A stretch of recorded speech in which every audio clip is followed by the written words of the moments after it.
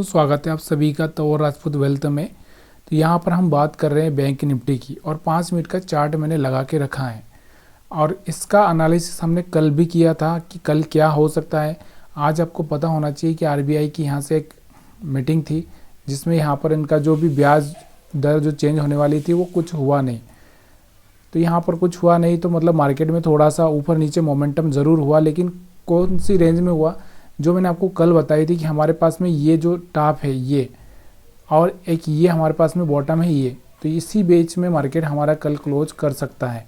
तो वैसे ही यहाँ पर होता हुआ दिखाई दिया है, लेकिन हम चार्ट ट्रेडिंग को कैसे पढ़ें, कैसे समझें, क्या तरीका सही है जिससे कि हम पैसा बना सकते हैं।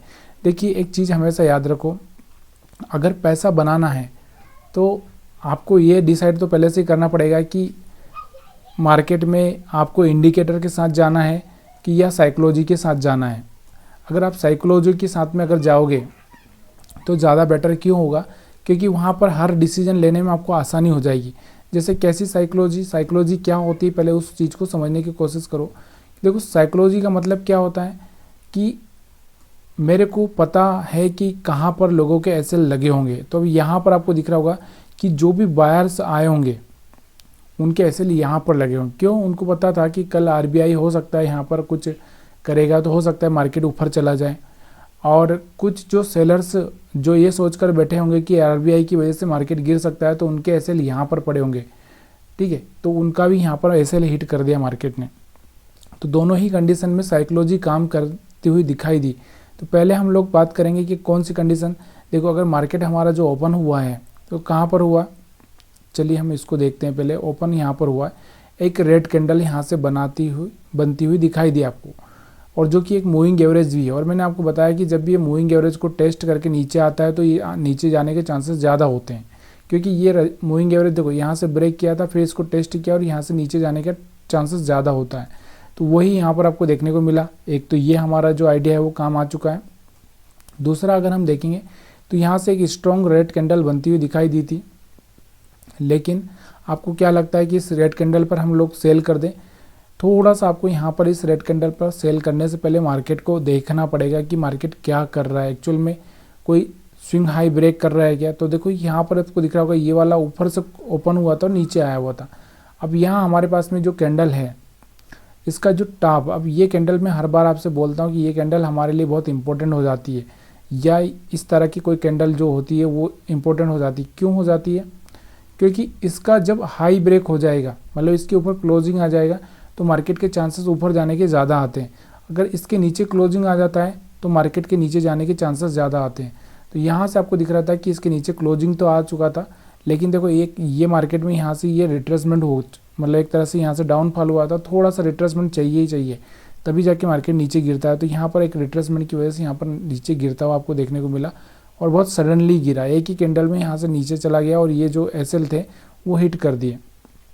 अब उसके बाद आप यहाँ पर फिर से देखोगे, उसके बाद अगर आप देखोगे तो यहाँ से आपको क्या लग रहा है कि मार्केट एक ही कैंडल में ऊपर चला गया। तो ये कौन सा कमाल था? जो आरबीआई, तो आरबीआई का मीटिंग हमेशा आपको पता होना चाहिए कि 10 बजे के आसपास ही होता है। 10 बजे के आसपास इनका कुछ स्टेटमेंट आता है, तो 10 से 10-15 के बीच में यहाँ पर ये खेल होता हुआ आपको देखने को मिला है। अब हमको क्या है, हमको अपनी साइकोलॉजी के हिसाब से ही काम करना था। अब यहाँ पर ऐसे हिट हो चुके थे तो हम चाहते तो यहाँ पर क्या कर सकते, 1 मिनट में जाकर हम लोग देख सकते थे कि यहाँ से 1 मिनट में मार्केट क्या कर रहा है।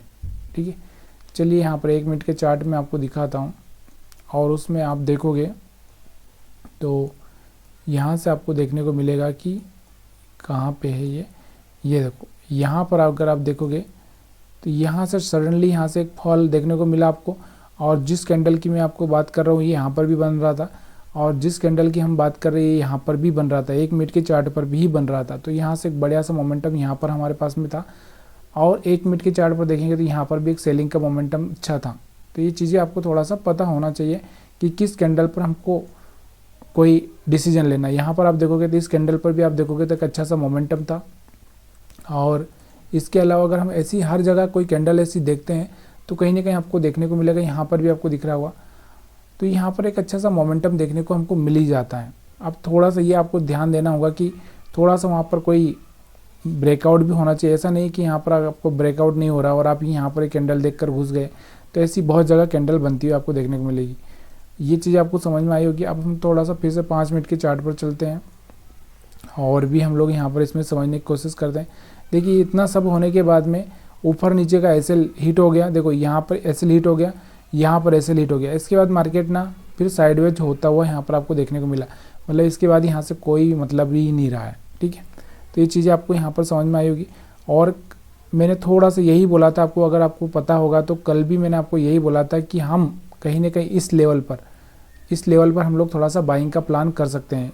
ये वाला जो लेवल मैंने बताया था, क्यों? क्योंकि आपको दिख रहा होगा कि यहाँ से अगर हम बात करेंगे तो ये जो चार्ट है इस तरह से चलता हुआ आपको देखने को मिला था, तो यहाँ पर आकर वापस ऊपर जाना चाहिए था। तो ये भी हमारे लिए जो एक तरह से जो मार्केट का ये चीज़ें आपको देखने को मिली होगी, जिससे मैंने बहुत पिछली बार आपको कुछ ऑर्डर ब्लॉक के बारे में और स्ट्रक्चर के बारे में वीडियो बनाया था। उस पर आपको पता होगा कि क्या होता है ऑर्डर ब्लॉक, क्या होता है स्ट्रक्चर, इसके बारे में मैंने आपको पहले भी समझाया। तो ये हमारे लिए यहाँ पर एक चांस था, क्योंकि ये लो ब्रेक कर भी सकता था और इसके बाद ऊपर जा सकता था, लेकिन हमारे पास में ज़्यादातर चांस है यहाँ पर, और कोई हमको देखने को मिल रहा है यहाँ पर चांस है तो हम ले सकते हैं। अब मार्केट कंटिन्यू नीचे आ रहा है तो हम क्यों चाहेंगे? जब मार्केट ऊपर जा रहा है तभी हमको बाइंग करना है, तभी मार्केट जब नीचे आ रहा है तब हमको सेलिंग करना है। तो ये चीज़ें थोड़ी सी आपको समझ में आना चाहिए। अब बैंक निफ्टी के बाद हम निफ्टी 50 की बात करते हैं। तो निफ्टी 50 का मार्केट पूरी तरह से साइडवेज हो गया। क्यों हो गया? देखो यहाँ पर ये बायर्स और यहाँ पर सेलर्स थे, लेकिन यहाँ पर अगर हम देखेंगे तो इसको ओपन हुआ जब से ही पूरा ऐसा घूमता रहा, खाली 50 पॉइंट के आसपास ही घूमता रहा, कुछ ज़्यादा हुआ ही नहीं इसमें। क्यों नहीं हुआ? क्योंकि आपको भी पता था, कल मैंने बताया भी था आपको कि यहाँ पर थोड़ा सा जो कैंडल बनी है ये थोड़ा सा प्रॉब्लम करेगी और साइडवेज यहाँ पर बन सकता है। इतनी बड़ी कैंडल थी और आपको दिख रहा होगा कि यहाँ पर एक छोटी सी कैंडल बन के साइडवेज मार्केट होता हुआ देखने को मिला है। अभी हम ये नहीं बोल सकते कि मार्केट यहाँ से चेंज हो गया। मार्केट में आने वाले टाइम में कोई ना कोई मोमेंटम देखने को मिल सकता है, लेकिन आज जब भी कोई बड़ी कैंडल बनती है तो थोड़ा सा प्रॉब्लम करता ही है मार्केट। और यहाँ पर फाइनली मार्केट ने क्या किया, गिरावट का यहाँ पर साइन दिया है। मार्केट मतलब एक तरह से खुला ऊपर लेकिन क्लोज नीचे की साइड में ही हुआ है।